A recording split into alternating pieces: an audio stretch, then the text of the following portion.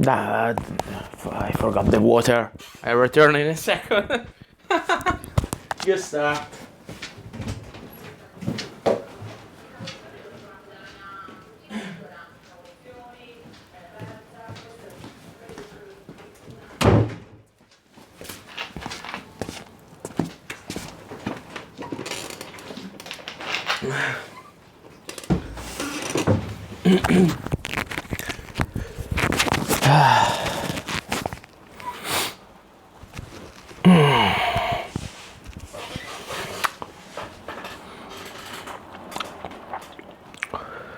Well, welcome back, fellow listener. We are here in a bizarre time for another 3 chapters of Artifact of Evil, the second book of the Greyhawk Adventure series and the second book of Guard the Rogue series.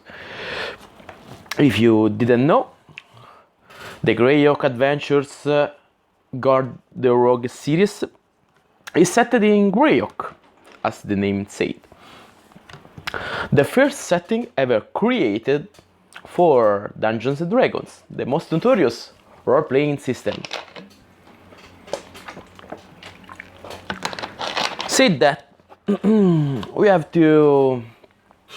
the book is written by Gygax, none other than Gygax, the creator of Dungeons & Dragons.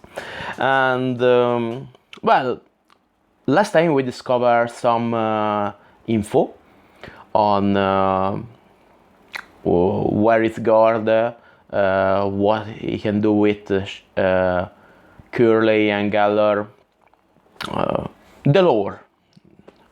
The last 2 chapters contains the lore of the Artifact of Evil. They are searching an Artifact of Evil, 3 parts of an Artifact of Evil, and they are in the Pomarge for one of these against the Scarlet Brotherhood, the notorious Scarlet Brotherhood. Then, with this artifact, the Scarlet Brotherhood can awake that it's done, the sleeping god of chaos and evil. So let's begin chapter 5, and then today we read the chapter 5, 6, and 7.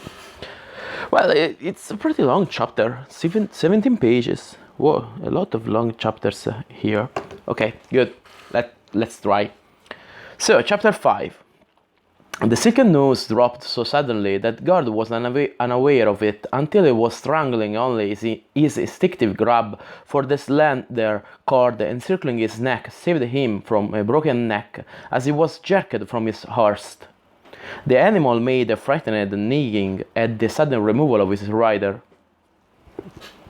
Guard swung back and forth like a pendulum, clutching at the tightening snare with one hand, supporting its weight with the other. Jokotai, riding just ahead of him, whirled the sound of Guard's roars, voicing its sudden fright. Despite his predicament, Guard was amazed at the sheer speed of the Shakik's archery, for the nomad had 2 shafts drawn and released even as Guard swung forward. Whatever had lassoed him gave a horrid hissing shriek. The arrows from Jokotai's horn bow had told. Guard managed to loosen the noose just enough to draw air into his lungs. He grabbed the cord with both hands, intending to haul himself up along its length to get at whatever had snared him thus. The nomad had let fly a 3rd shaft and was knocking a 4th when he and his mount were enmeshed in a net of silken strands. Clambering upward, hand over hand, Guard looked up toward his attacker. His blood ran cold when he saw the bipedal thing crouched on the broad limb above. It looked as if a man had been crossed with a spider to form a bristle-haired, clawed, pot-bellied monstrosity with two long arms and fangs that dripped a blue-green venom. He must face this. The creature had 3 arrows protruding from its body, yet its attention was fixed on Guard. Eyes red filled with bloodlust, great mouth open and ready to sink home its poisonous teeth. It uttered a clacking sound when it saw Guard look up, and began using its long, clawed forelimbs to haul Guard upward. It could not wait for its victim to climb to the perch. The monster wanted to devour its morsel now. Holding fast to the cord with his left hand again, Guard managed to free his short sword. His rate of ascent slowed because he no longer hauled himself up, but the creature above was picking up its own pulling, so that Guard was brought upward in a rapid series of jerks. No more than a foot from the gaping jaws of the eerie thing, Guard thrust his sharp-bladed weapon with all his strength straight through, through the roof of the monster's mouth. The thing gurgled and fell backward, and Guard plummeted earthward as it no longer held the noosed line fast. He dropped some 20 feet, halfway to the ground before he could let go of the short sword and managed to grasp the cord with both hands again. The line was elastic enough to bounce Guard around on its hand several times. After this, however, the cord contracted, and this left him swinging some 3 feet off the ground. It was time now to hang on with the right and draw dagger with the left. A second more and the deed was accomplished. Guard stood on firm ground, tugged the noose free, and jerked his sword from where it stuck, point first, in the earth. Drawing elaborate breaths through his bruised throat, the young thief looked to find what had happened with the netted horse barbarian. Jokotai was down, as was his horse. Another of the bristle-haired things was attacking the pair. Somehow the monstrosity had managed to bite the nomad's horse. The animal was kicking convulsively from the venom, but Guard thought the attack fatal. Watch out for those fangs! Jokotai had managed to get his heavy knife free despite the net, and he had slightly wounded the spider-like humanoid. The remainder of the party was too far ahead to hear the commotion on the trail behind, so even as he and Jokotai had to deal with these creatures, the others were riding farther and farther away. Guard had to act quickly. If the Chakik was wounded by those envenomed fangs, there would be no saving him, for both Curley and Gallor must be a mile distant. Buongiorno. The creature was tearing at its own net with its razor-like claws, gritting at Jokotai's leg. The nomad stabbed futilely, trying to fend it off. The thing was about to bite the kicking leg when Kort's dagger sank to its hilt in the monster's side. As it had its fellow, the creature gave a hissing howl. Then it shuddered and sprang sideways upon the young thief, bowling him over and preventing him from using his sword. His claws pierced the leather, but the mesh of elfin mail beneath stopped them from causing further damage. The monster was intent upon closing its jaws upon its victim, tough despite the inability of its raking to inflict harm. As it sought to bite Guard's face, the desperate young adventurer managed to gather both of his feet together. Kicking with all his might, Guard drove the full form away. The creature flew a few feet backward from the force of the combined both heels, then leaped toward his prey again, jaws working, fangs dripping poison. Guard cut wildly with his short sword as he rolled back, flipped, and did his best to gain fighting distance between himself and the bristly thing. The slashing blade had inflicted a minor cut, more by accident than design, and this kept the monster at bay sufficiently for the young thief to gain a defensive stance. The thing crouched on all fours, bunched itself, and sprang once more, sailing straight toward Guard at incredible velocity. Well, it's pretty dark today. This firm, he was ready. Guard's sword took the thing full in the chest. When both combatants were down and rolling in an entangled hole, venom burned his bare flesh, but it was merely from splatter, not fangs. Guard tore free and leaped up. The Spider-Man was unmoving. A pair of feathered shafts protruded from its back. Jokotai nodded unsmilingly at his comrade. They were now even. While Guard had engaged the creature, the nomad had cut through the entangling net and plied his horn bow. Both men were still examining the eight-digit limbs and multi-pupilled eyes when their associates trotted back to where the life and death struggle had occurred. "So you meet an actor cop," was all that Gellert said. Although they had to traverse only some 40 miles of the Sioux forest, it took them almost 5 days to do so, even with the skills of druids and rangers to assist their progress. The forest was a dark, tangled place of huge trees, fallen logs, thorns, and tangled undergrowth. Using game trails helped, but it exposed the party to attacks such as that which Gord and Jokotai had undergone. Worse, the place abounded with much more dangerous adversaries. Gord still shuddered when he remembered the battle between a migrating tribe of kobolds and a group of gibberlings. The more intelligent and better armed kobolds had outnumbered the subhuman gibberlings by nearly 2 to 1. Perhaps 300 of the scaly little humanoids had fought against 175 of the howling naked gibberlings, armed with crude swords and billets of wood. The kobolds had skewered many of the attackers with spears and javelins, then fought in a swirling melee of swords and axes, spears and clubs. Fully half of their number were slain before the kobolds broke and fled, leaving the chattering and howling gibberlings to drag off their feast some layer deep within the tangled woods. The group of adventurers had watched the battle from a ridge above the glen where two forces met. They were careful to avoid both the direction of the rooted remnants of the kobolds and the path of the 100 or so surviving gibberlings as well. Although the creatures were individually weak, either of these groups would certainly wipe them out in these close waters. On the afternoon of their 5th day of travel through the Sioux, the 9 finally left the trees behind. Men and horses were tired, dirty, sweaty, scratched and bitten, thoroughly in need of rest and cleaning. By pressing themselves and their mounts, the little band of adventurers made miles fall behind throughout the late afternoon and evening, and just after darkness fell, a collection of warm, glowing lights signaled the end of their immediate quest. Within an hour, all were bathed, fed, and in a bed. The place was too small for them to actually refurbish their clothing and such, but when they rode off late the next morning, men and horses were in far better condition than when they had come into the hamlet the previous night. Although they had almost another 100 miles to go before they reached the town of Bedwall, the going would be easy compared to their forest passage. With roads to follow and wayside hostels at the end of each day's journey, the adventurers were confident and cheerful as they urged their mounts along. As promised, curly relief was awaiting them when they arrived in Bedwall.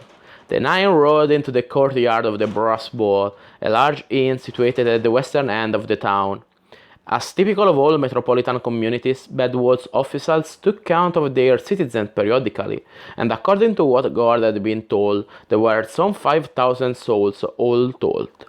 Yet, from what the young thief observed, and he had practiced such estimation often in judging a place with an eye toward the possibilities of successful application of his profession, Bedwall should boast a population nearer 8 or 10,000 inside its wall, and perhaps another quarter of that number dwelling in its outskirts. It was a poor place, relying on local crafts, some mercantile exchange, export of honey and wax, and employment and return of its mercenary company to bolster its economy periodically. Barter was common, for hard money was scarce. This pleased Gord and the others, since a copper common was as valuable in Bedwall as a silver noble would be in Greyhawk. No wonder its soldiers returned home after serving elsewhere. A few gold orbs virtually made a man a prince in this place. The druid had reserved all of the better rooms in the Brass Ball, and the group was swarmed with attendants eager to provide services in return for a few iron drops, brass bits, or bronzes. The adventurers spent the next few days re-equipping themselves, resting, and planning an expedition into the forest once again, this time in search of the fabled lost city supposedly abandoned by the Suluois centuries ago. No, la leggo la chat con calma, rilassati, non è che puoi scrivere 400 milioni di volte e pretendere anche che la leggo. E comunque buon pranzo, perché è buon pomeriggio.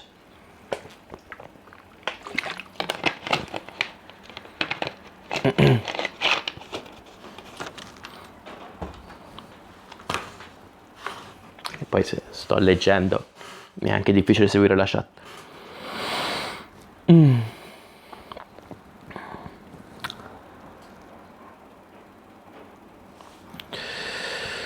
Greenleaf told them that he had given full intelligence of the matter to his superiors, who, in turn, would spread it to all the others concerned. He had then been given leave to go back to his friends and tell them that they will be receiving a further reinforcement to round out their party.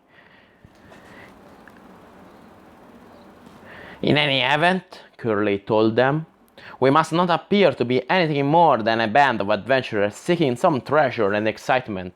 If our true mission is suspected, agents and spies serving the Scarlet Sun will surely be alerted. Well then, we are not here to recruit a company? Asked the one-eyed bard. No, old friends, we are not, Greenleaf replied. I know that had been our plan, but events move too swiftly. A small, strong party will be more useful than a large one now. I am certain you realize this. As Gellor nodded agreement, Gord asked, for whom do we tarry then, if the Brotherhood knows that the object of their search is near here, and that this information might have been discovered by their enemies when Strandkeep Castle fall? Then they too must be mounting an expedition.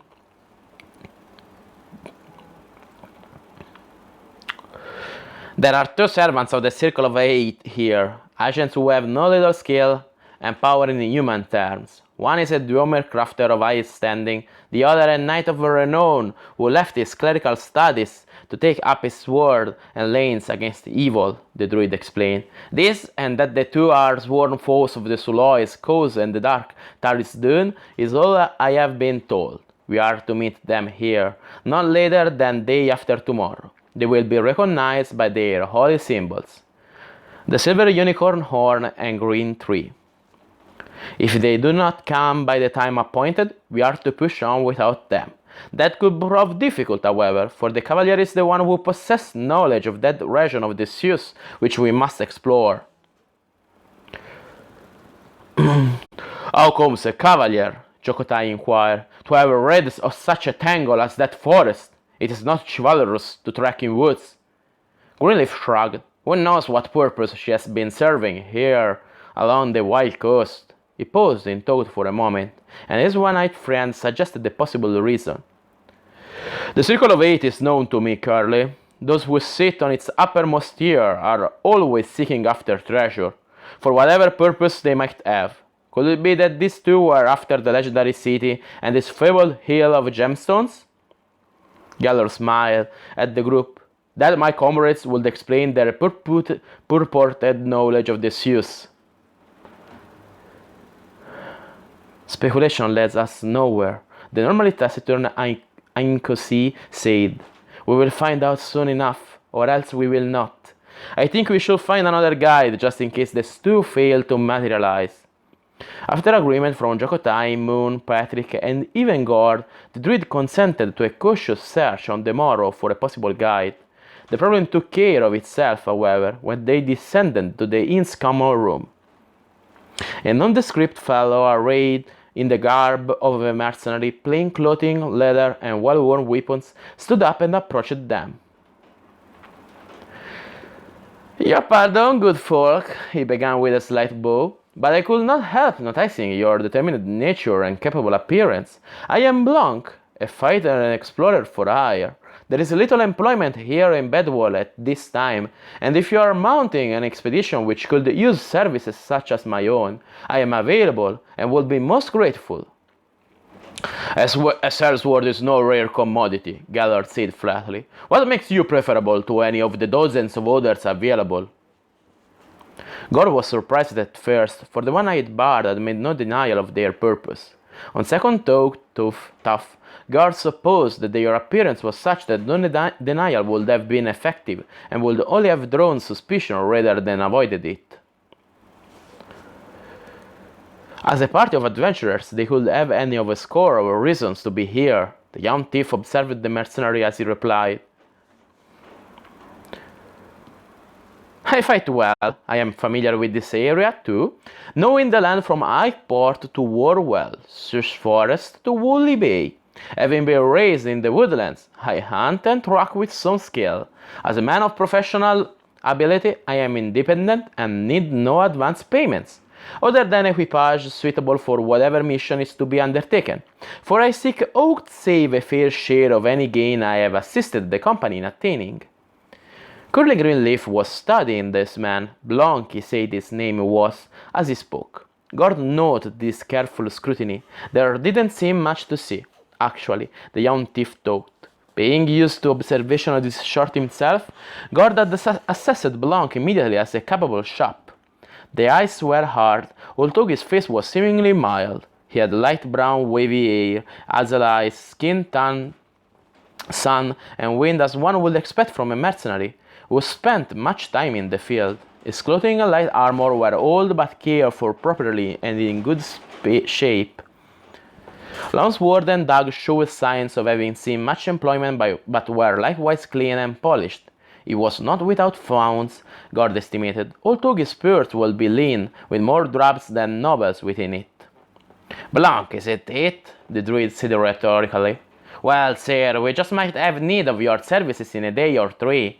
Our party has yet to make up its mind, so to speak, as to whether or not we go to seek our fortunes where Lord Elred sails the foemen in the Pomarch, or to make for Fax and the seaborne riders who trouble it of late. If you are looking for another sword and guide as well, where shall we find you? Thank you, Druid. I shall be found easily enough, for I stay here at the Brass Bowl, for a time at least. The hostler will direct you to me if you seek my services.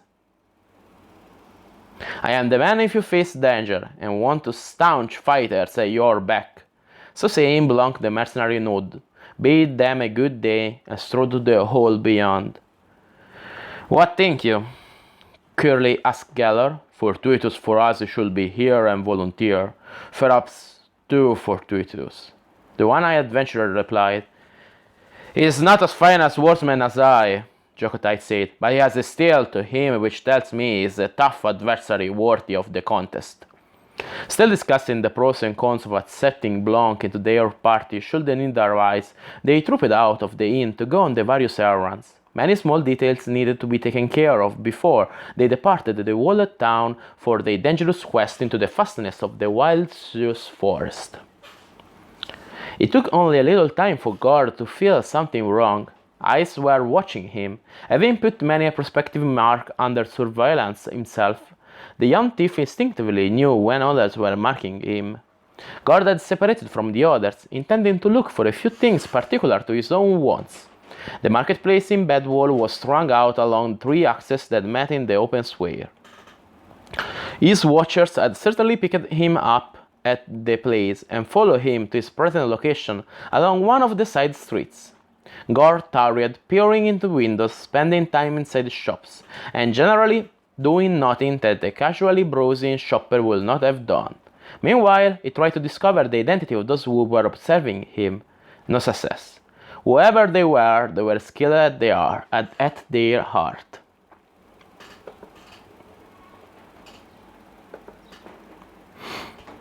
After spending about an hour at this game, Gord decided to return to the square and rendezvous with his associates.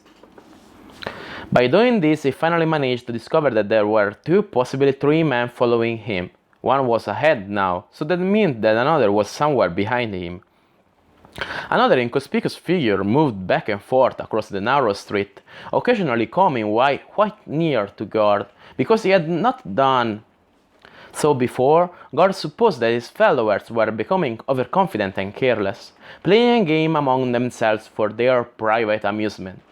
The young thief decided that he would do his best to make them regret it. Evening shadows were falling across the small plaza, and stalls and cars were closing. Inconsi, Moon, and Patrick had just joined Gallor and Jokotai. The latter pair were munching on some confection purchased from a just closed booth, washing the honey and nut cake down with a crock of wine, which the Chakik never seemed to be without. Where Curly and his satellites were, Gord didn't know, but he hoped that they arrived soon. The The young thief wished to inform his friend of the situation quickly, so that they could be prepared for whatever might happen, and Gord was beginning to feel that something was going to transpire soon. He nonchalantly waved to his comrades as he strolled near. There was no doubt in his mind that Geller had caught the flickering of his fingers and the set of his motion, signals that demanded immediate attention and conveyed warning. "Such as full shopping, Gord?" the one-eyed bard asked, but as he said this, his own hands were carefully wearing Gord as to his concern. No one not in the group around him would have noticed such a signal, not even a skilled thief or René Montbank. Notice. Anyway. "Nothing doing," the young thief replied. "Where is Greenleaf and his three of apprentice druids?" Gord flashed a warning that he was trailed by 2 or 3 experienced men as he casually conversed in vocal fashion. Geller tilted his head toward the town gate nearby. "Curly and his 3 associates went off about half an hour ago to find some herb or other. They are to meet us at the inn. Let's off." The one-eyed adventurer matched action toward, striding purposefully for the brass ball. Gord understood this without benefit of any additional communication. If Curly and his inexperienced apprentices were caught somewhere outside the town by determined attackers, they could be in trouble. Jokotai, Ainkonsi, and the 2 fighters hadn't noticed anything out of the ordinary during the whole of the exchange between thief and bard, so the 4 simply followed after Geller and Gord, assuming that their comrades were anxious to find the rest of their party and set plans for tomorrow's leave-taking. The group quickly covered a short distance to the place where the large tarnished globe of brass marked their inn. Geller was leading them on past the brass ball toward the gate, certainly planning to seek the druids wherever they might be beyond the portal. When the husky half-elf and his trailing novices appeared, passing through the heavy gates and heading toward the inn, Greenleaf waved cheerily, and his friends stood waiting for the 4 druids to join them outside the hostel. While Patrick and Moon were discussing something quickly between themselves, and Ainkonsi was likewise engaged in idle banter with Jokotai, Gord was alertly scanning the area for those men who had watched and followed him, and Geller's posture and movements indicated that he too was on the lookout for trouble. It came almost immediately.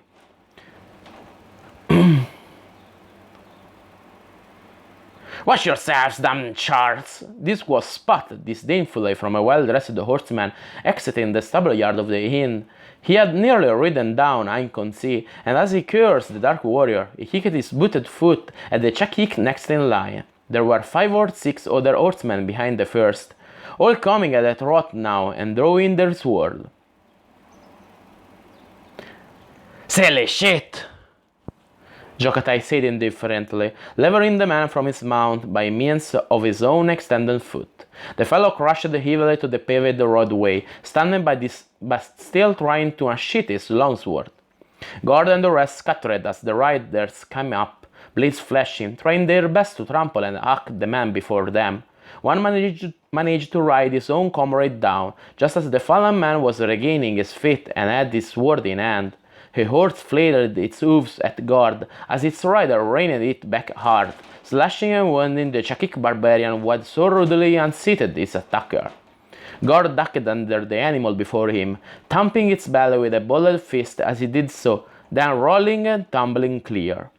The pain caused the horse to come down stiff-legged and back. Its rear hooves lashed out and caught another of the mounted men on the leg. Their rider yelled in agony and lost control of his mount, and soon all of the riders were milling in a confused knot, trying to regroup and resume their attack. "These knaves need punishing!" one called, still keeping up the obvious pretense of offended gentlemen at odds with surly common adventurers. "To our master!" cried a loud voice from the group of bystanders who had appeared as if by magic to view the melee. Gord was virtually out of the confused scene by then, not even having drawn sword or dagger. He saw that there were a dozen or more armed men in the crowd. One he immediately recognized as being among the men who followed him earlier. This whole affair was certainly well planned and orchestrated. Even though the initial rush of horsemen had not had the effect that had been hoped for, More ruffian types were congregating around Curly Greenleaf and his apprentices, while a larger force was intent on dealing with Gallor and the rest. The footmen, claiming to be the servants and retainers of their associates on horseback, had produced weapons and were menacing the 5 adventurers, while the mounted attackers were ready to come at them from the other side. Gallor, Jokotai, Ainconsi, Moon, and Patrick had no place to go, caught as they were in the open area between the two forces. Neither group of foemen had yet noticed that there was one member missing from the party they were besetting. Blades began to meet in ringing strokes. Gord had no time to worry about what was happening to Curly and his associates, realizing that unless he came to the aid of his 5 trapped friends, they would be in serious jeopardy. The opportunity was perfect, for Gord could fall upon the attackers from their rear and take them unawares, intent only on their supposed victims. He went into action immediately, striking low with a broad sweep of his short sword, cutting the backs of the legs of 2 of the attackers, while plunging his long dagger into the unsuspecting back of a fellow about to smash Moon's head with his upraised morning star. Just as he withdrew the poniard and dealt a finishing stroke with his sword, nearly severing the foeman's head with a blow, Gord saw the mercenary Blanc suddenly leaping among the horsemen, his longish spear playing havoc with men and horses alike. Stabbing with one hand, clubbing with shaft and butt as if it were a quarterstaff, the raw-boned fighter laid about him with a ferocity that momentarily impressed even as seasoned a combatant as Gord.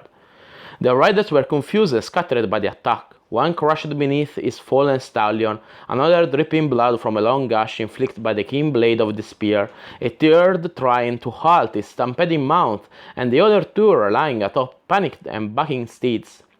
Gord blocked the cut from a broad-bladed sword and riposted with a long lunge that skewered its adversary through the chest.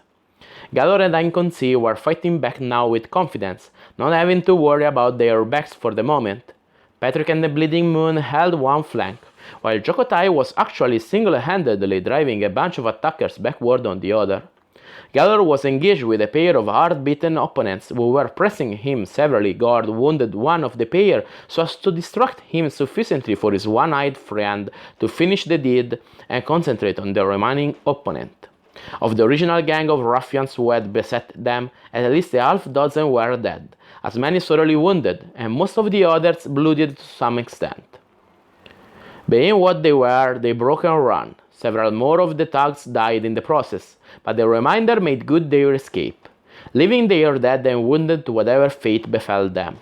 The horsemen had fared little better, although their quality was certainly superior to that of their so-called henchmen.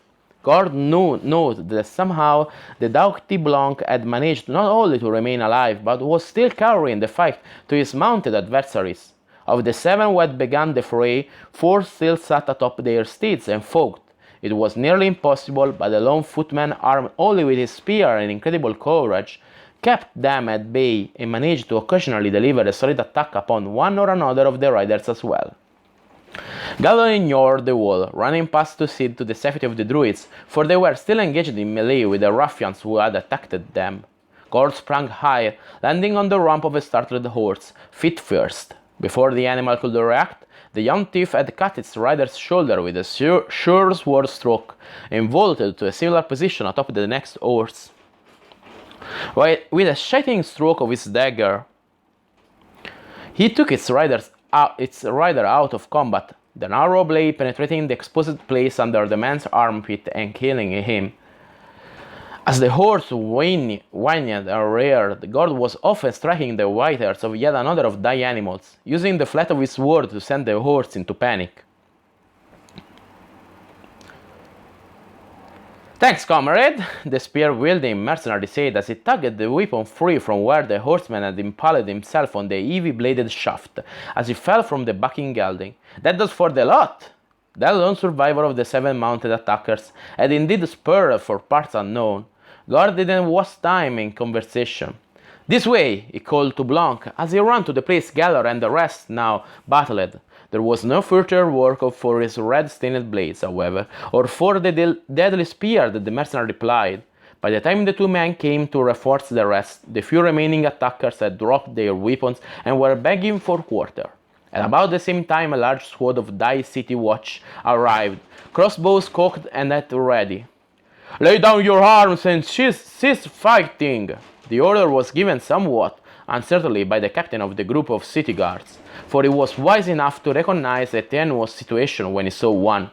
Before him were a band of obviously capable adventurers who had just ruggedly handled and defeated twice their number. Now he, with a score of soldiers of little more than militia quality, must try to disarm these veteran warriors and spellcasters and march them off to face a town magistrate.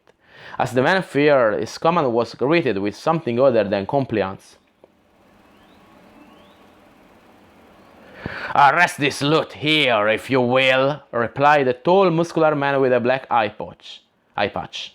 "But leave honest wayfarers be. We have had quite enough for one day, and I don't think my friends here will take kindly to any official folderol from you and your pups."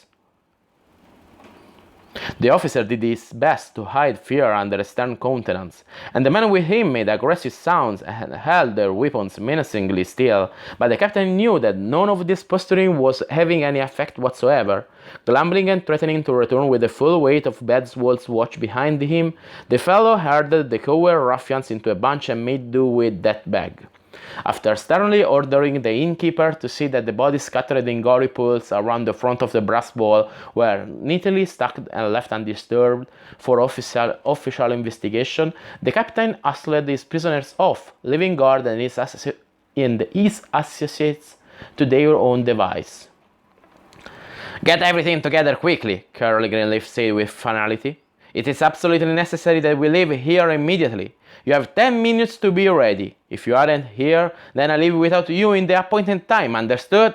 Al nodded agreement. "You," the druid added, pointing an accusing finger toward Blanc, "are coming along with us as horseman and guide." Blanc evidently had no choice. The druid's statement was an order, not a request.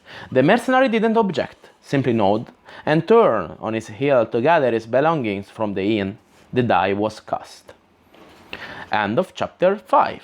Then a brief pause and then we continue. It's pretty hot today. Even with the wind. There's a lot of long chapters in this book. And it's shorter than the first one, so I don't really know the matter. Well, anyway, I have a little time, so I have to read another chapter if I want to end the book. Well. Chapter 6. They made excellent speed leaving Bedwall. Everyone had been ready in less than the 10 minutes Carly Greenleaf had allowed, and the grooms and stable boy had eagerly brought their ready mounts for them, knowing full well that their hosts would be well rewarded by the clinging chinkers that filled his patron's purses. The hostler was likewise eager to see them off, both to avoid any possible future trouble and to collect his own coins. The rotund druid was generous, he knew, and in return for a promise of sending any friends in the same general direction of travel as the druid indicated, the half-elf had richly rewarded the innkeeper, paying over a handful of copper and silver in addition to those coins that compensated for the services of the inn. 11 strong now, the party left the town's wall behind on galloping horses, the last light on the western sky leading them onward. "Will we have a pursuit?" Gordon inquired. "Not from the minions of the town watch," Gellert said wryly, "for they are undoubtedly glad just to be rid of such as we, but of others I know not, nor do I care to speculate at this time." "I concur," the druid said. "We are the stuff of nightmares now, as far as Bedfall is concerned. Someone desired us dead, and they were anxious enough to see it don't die.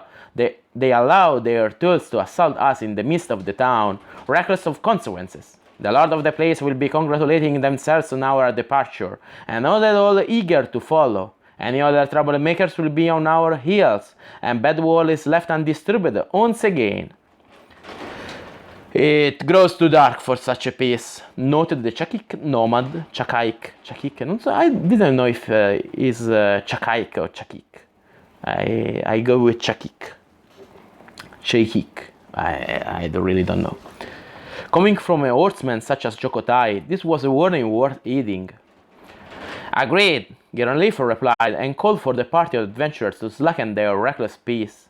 We still have much distance to travel this night, and wounds to be seen to ear down. Let us go with a care for all our lives tough, so that when the morrow comes, we may all greet the warm rays of the sun with gladness and good spirits. Regular rest periods were taken in intervals of perhaps an hour on the hour during the darkness. During this pause, Curly used his druidical arts of healing to help mend the wounds and restore vigor. The half-elf ministered to both men and animals in such good fashion that when the sun did eventually rise again in the east, the entire party was feeling nearly as well as if they had not fought a pitched battle the day before, ridden all night, and had no real food to eat. Even with their pussies, they had covered some 20 miles, and it was now time for the adventurers to consider what course they must follow in order to assure that they could fulfill their mission without interference from the malign activities of the Scarlet Brotherhood. The party had left the beaten path at first, taking to the fields around Bedwall to elude an immediate pursuit.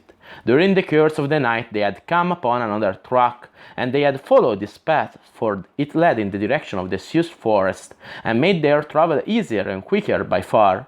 When they had come to a tiny cluster of huts at a crossing of paths, they had swung around the little community and pressed on unnoticed, disappearing into the cloaking darkness of the cloudy night.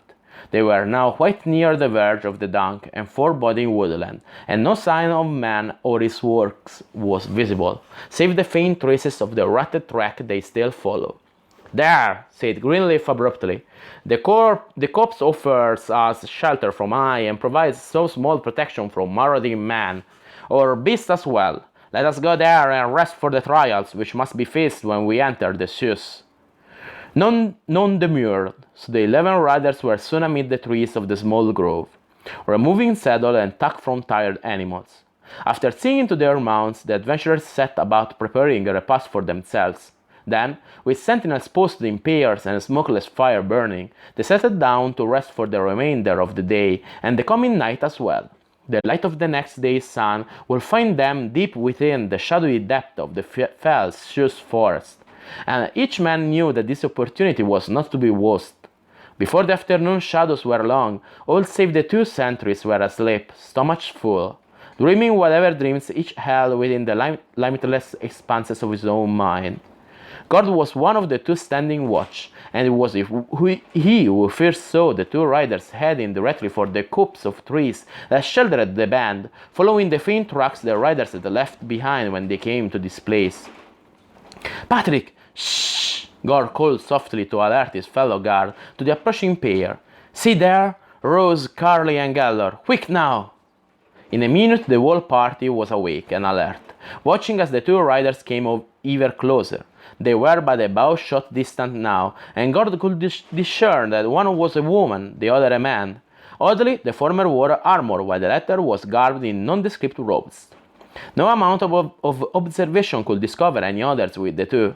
They were alone, evidently, not the advanced scouts of some larger body of tracking foes. Gellor and Greenleaf held a brief, whispered conversation, and then the druid grinned and nodded. "All of you be ready. I shall cast a spell to disguise us all as trees.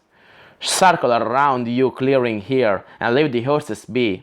We shall see what the wolves on our track think when they discover no one save some nags at home for their call." So saying, the druid motioned at them to place he felt perfect for his purpose, and then began his humor. This was all new and strange to Gord.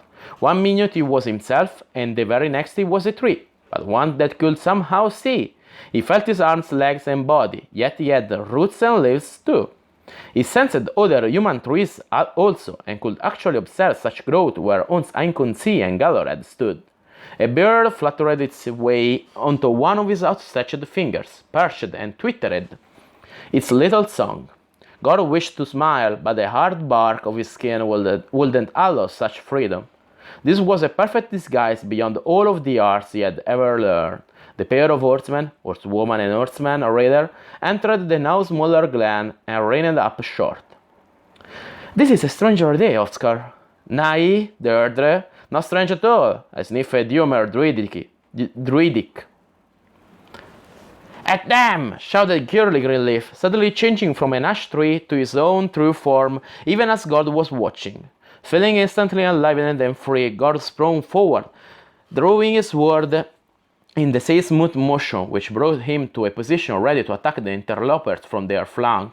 The others of the little company were likewise freed, and began whatever actions they deemed best to overwhelm these two who sought to prevent the party from succeeding in its quest. The young thief was, in fact, almost at the point where he could strike the robbed man, a magic user, judging from dying motions he was frantically performing as the disguised group suddenly changed from harmless trees to armed warriors before his startled eyes. His female companion was already reading her own defenses, shield before her, lance lowered, when another shout rang out. "Hold!" It was Curly Greenleaf once again. Only this time he was frantically attempting to stop the attack he had just precipitated. "Stop!" echoed the one-eyed bard, as he too recognized the emblems that the two displayed openly at their breast. God saw that both wore the silver unicorn horn of the goddess Elona, and the green of an oak that to symbolize a unity with nature. These were the two sent from the Circle of Eight to assist them with their quest for the second part of the evil artifact. Although the horsewoman was in motion, her lance leveled and her horse urged to a counter, she managed to control the animal and come to a sudden halt at the combined cries of druid and bard.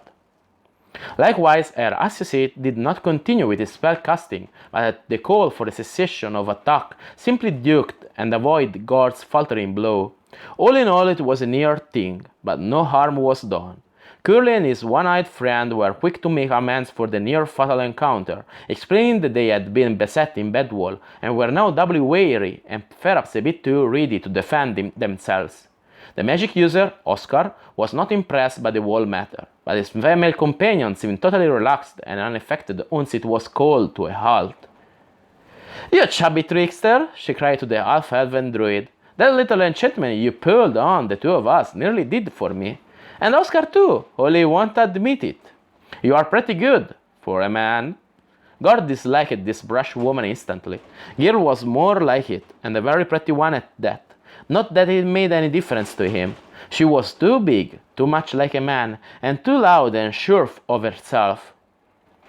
"Well, let's not stand around with our thumbs up you know where," she said sarcastically. "I am Deirdre, a knight of Hardby, and minion of true womanhood. Despite that, I serve the Circle of Eight this day, as does my boon companion Oscar, a wizard from the Ganarchist's good lands as well."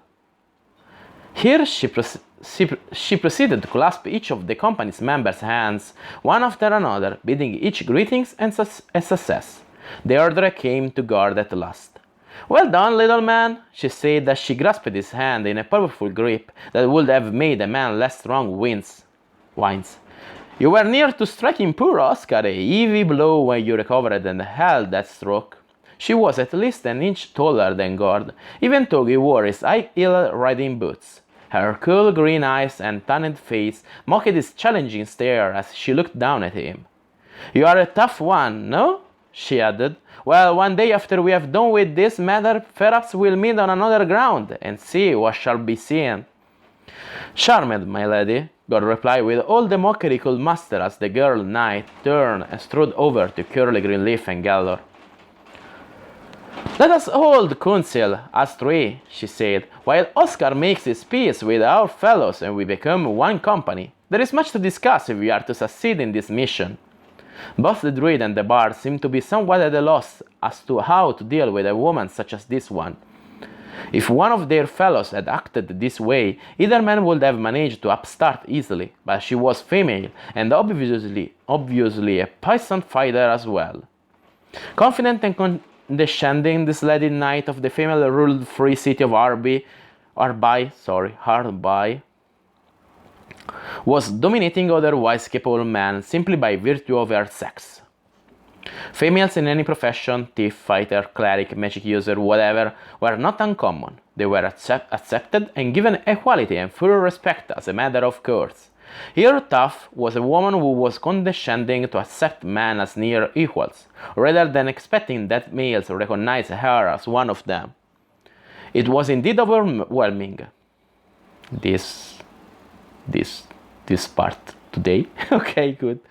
The sexuality at the times of Gygax books. Oscar was a likable enough chap. God grudgingly admitted to himself. Even Tough is seen to accept his associate's superior role with bland equanimity. When Jokotai made rude suggestions as to their relative positions after dark, the magic user merely looked deprecatingly and went on to other matters. Gordon shook his head in disgust. This fellow was no man at all. When Anconsi noticed Gord's reaction and asked the young thief if he wouldn't willingly take a turn on the bottom for a woman such as Deirdre, Gord awed and spat his rejection. Even the taciturn Moon had to guffaw at that, for he knew his own desires as well as those of the disapproving young thief, his protest notwithstanding. That made Gord do a bit of thinking. What did he actually feel about the tough female knight? She was good-looking, in a hardened, sun-browned way. Her hair was light brown and streaked with highlights that the color of the morning sunbeams, as they lanced through the foliage of the forest. Her complexion, tanned as it was, still showed fairness, and the scattering of tiny freckles across her nose and cheekbones. Despite her obvious ability, her familiarity with the outdoor life, and her muscular development, Deirdre was a desirable woman. Her armor could hide neither her prettiness nor the form that bespoke her sex. The hard steel had been shaped to conform to her curves, and the imagination could easily fill in the rest, that which the metal actually concealed. No matter, Gord had seen far more beautiful women, courtesans, daughters of rich merchants, even mere trollops. I can get a piece of ass in many places, Gord said then, looking Anconsi squarely in the eye, and without the bitch supplying the favor demanding she be dominatrix in the bargain. Okay, help. This is an old book, you have to understand that. All of the rest laughed at this, and Gord thought it was more because they doubted than believed his remonstration. He started away angrily, and only to bump into both Deirdre and Oscar standing and waiting for the group to stop their banter and notice them. Druig and Leif and Lord Geller have asked that you all join in a conference, the girl said icily. The disdain on her face was plain evidence that she had heard the whole exchange. Gordon remained quite composed. Please inform our comrades that we will be there momentarily, he said without a trace of embarrassment.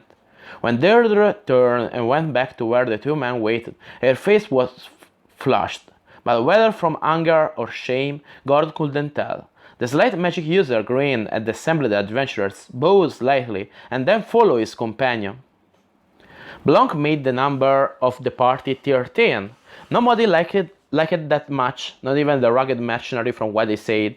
Still, he was committed to the quest now, having left Bedwall in somewhat of a questionable situation. They couldn't ask Blanc to return there now, whether from town officials or pursuing foes, his life would be in definite danger. So 11 had suddenly become 13.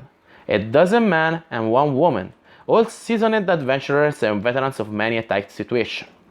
This group was to pierce the trackless tangles of the heart of the Sioux forest, find the lost ruin there, recover a bit of some strange occult object of eldritch origin, and carry it safely into the hands of those who fought against evil. Very well, they will do it or perish. Deirdre and her associate Oscar had managed to traverse the woodland often, journeying between parts of the wild coast, and Celine, on affairs upon which neither party elaborated. Blanc, too, had had some experience in the Sioux, traveling and hunting it frequently during the past years. That was sufficient when coupled with the information Curly said he would furnish when the time was ripe. After a brief discussion as to how to array themselves for the coming trek, the party ended their council. Next morning they will begin the most trying part of their quest. The usual watch was kept at night, with 2 sentries rather than 1, because the party was now relatively large. Curly Greenleaf was quite concerned about their tracks, for Drader and Oscar had managed to follow without difficulty. 1 sentinel was posted to observe there, while the other guarded the horses and watched the other perimeter of the small encampment. The druid made a point of assigning duty so that from midnight on, first Guard, then Curly himself would stand watch along their back trail. Guard was trust, of course, but Greenleaf also knew of the power that his word bestowed upon the young thief. Between this special vision and the elven sight that Greenleaf possessed, it would be nearly impossible for attackers to surprise the party in the dark. This meant that Curly expected trouble and that it would come from adversaries able to see in darkness, and God was speculating as to the nature of possible attackers throughout his 2+ hours of standing guard. Nothing of unusual nature occurred, however. At the end of his period of sentry duty, he awoke the druid and headed back to his own bedroll to finish off the night with a couple more hours of sleep. Guard saw his old friend alert the 3 apprentices. He couldn't even recall their names, and then awakened the magic user Oscar. After a whispered conference, the apprentices funneled out along the edge of the copse as Curly and Oscar stole out of the camp westward, surely going back over the route they had followed to gain their current position within the stand of trees. God was tired, but he stayed awake to learn what was going on. About half an hour later, the pair came back to the encampment. Oscar and the fledgling druid said nothing, simply returning to their places and going back to sleep. Mystified, Guard decided he'd ask about it in the morning and settled down to sleep. Full sleep would not come, but the young adventurer remained quiet and dozed off and on for about an hour, possibly longer, until he heard a distant but loud voice that sounded much like Oscar's. This was followed immediately by yells and shrieks coming from the same direction. He sprang up to learn what was happening, and in a moment everyone in the small clearing was awake and arming. "Curly!" Guard demanded in a low voice, so pitched as to carry only as far as where the druid stood. "What's going on?" "Got the buggers!" Greenleaf replied, chortling with glee. I thought some filthy humanoids would be used to dog our trail. Did you hear them howl? That was Urots. They were shrieking. Or as they are." Before Guard could reply, the wizard from hard by began an incantation that drew the young thief's attention. Outlined against the red glow to the east, the light of a spreading rust fire, not the rising sun, was a swarm of dark figures. Even as they ran toward the copse that sheltered the party, Guard saw a faint flickering emanate from Oscar's fingertips. The phenomenon disappeared instantly, and suddenly a burning sphere appeared in the midst of the rushing attackers. It was nearly 300 yards distant. But the globe expanded and burst with a roar, the blazing light nearly blinding Guard in the process. There were more cries, and the survivors of the fireball's terrible destruction ran right and left. All thought of making an attack upon those within the grove of trees was certainly gone.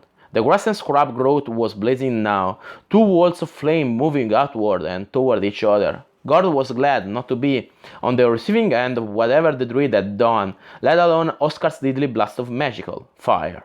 The wizard loosed a pair of lightning bolts in quick succession, for good measure. This, however, came from a stubby wand Oscar had drawn from his white sleeve. "Hurry!" Gellor called. "Ride west quickly! Don't you think there'll be retaliation coming soon as those dogs' masters can manage to come up and deliver it?" The bard was already mounting his stallion as he spoke. Guard ran to join him, as did Oscar. The others had saddled their mounts, and all of the party's gear was ready as well. In seconds, all 13 were in the saddle, and urging their horses through the stand of timber toward the opposite side. As they broke from the copse and trotted westward, a veritable storm of fire and flashes of lightning broke out among the trees behind them. Gellor had been right, of course. "They come after us in force!" shouted Deirdre. "They'll be more careful after this stuff," replied Greenleaf. "Thanks, Oscar, for setting up that magical voice to trigger my little berry fire trap." Gord filed away another mental note. In the future, he will certainly be wary of cooperation between spell workers of different callings, such as druid and magic user. Either alone was deadly, but it seemed that in conjunction their effect was more dangerous still. If there was further pursuit, it was not immediate. Their followers had been taught a lesson likely to make them slow and cautious hereafter. The party rode in darkness for only a few minutes before daylight began to brush the horizon. With milky paleness, the stars faded, and vision slowly improved as shadows gave way before the sun. A few miles ahead was the beginning of the Shoes Forest. End of chapter 6. And it's a bit late today. There is a lot of longer chapters in this book, so I think I stop here. Maybe tomorrow or Saturday I read the 4th chapter instead of 3 to recuperate this one. The first chapter, the 5 have 17 pages, a lot. Normally a chapter have 10, 12 pages. 17 is very a lot. Then we continue tomorrow with another, I hope, 3 chapter, and then Saturday we recuperate with maybe 4 chapters, if not 5, I don't know. Anyway, for today is all. I return to work because I'm in lunch pause. And have a nice day, have a nice afternoon, have a nice night, have a nice dinner after the afternoon, I hope. Have a nice everything, and bye.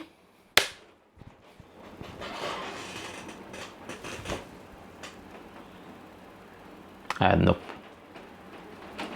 Nope. Ew. Okay, good.